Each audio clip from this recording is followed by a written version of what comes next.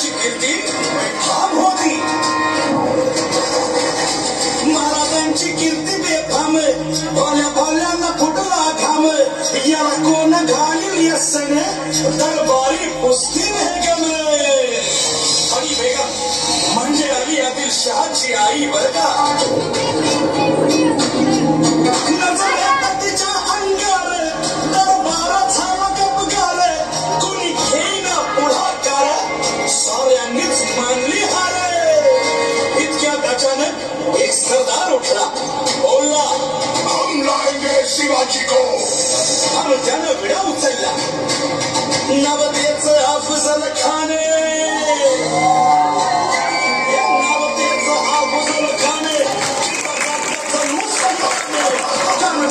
छाती ठोकून शिवबाला ताकद चिरडलं.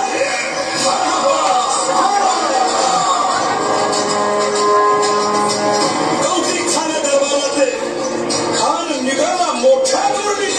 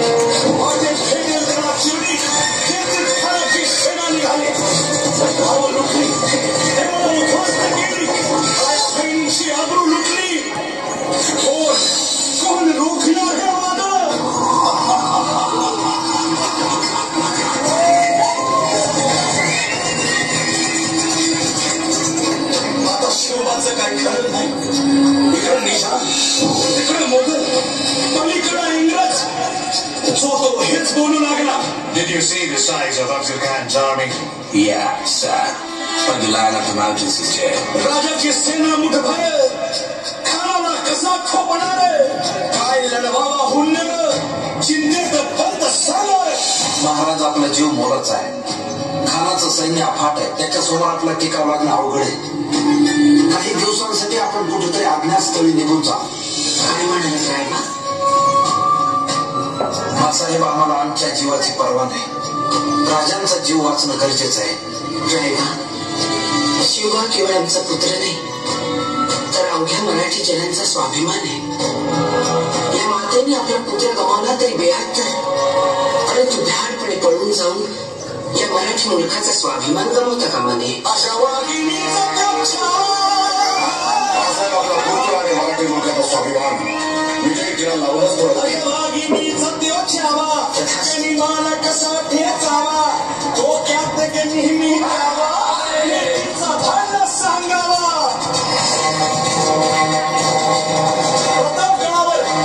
प्रतापगडावर आमने सामने भेटीचा सांगावा. खानाने हसत हसत कबूल केला.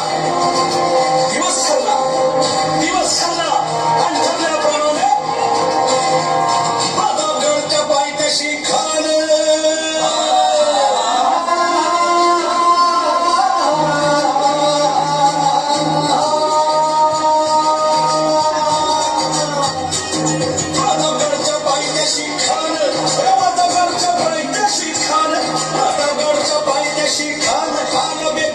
नाही त्याला जाण. शिवाजी राजाच्या करामतीची, शिवाजी राजाच्या करामतीची, शिवाजी राजाच्या करामतीची. आणि असे नाही जाणीव शक्तीची. आणि कधी काही कल्पना युक्तीची. राजा जीवा महाल आल्या.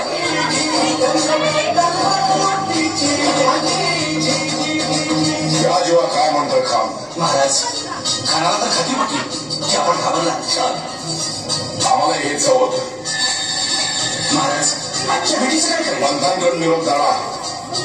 म्हणाला की आमची तब्येत जर अस्वस्थ होती दुपारची वेळ ठरवा.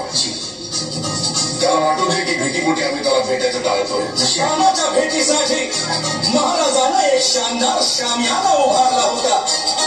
भेटीसाठी छान उभारला, भेटीसाठी छान उभारला. नक्षीदार शामियान्याला, नक्षीदार शामियान्याला. अनाच्या शामियान्या खान जाऊन करून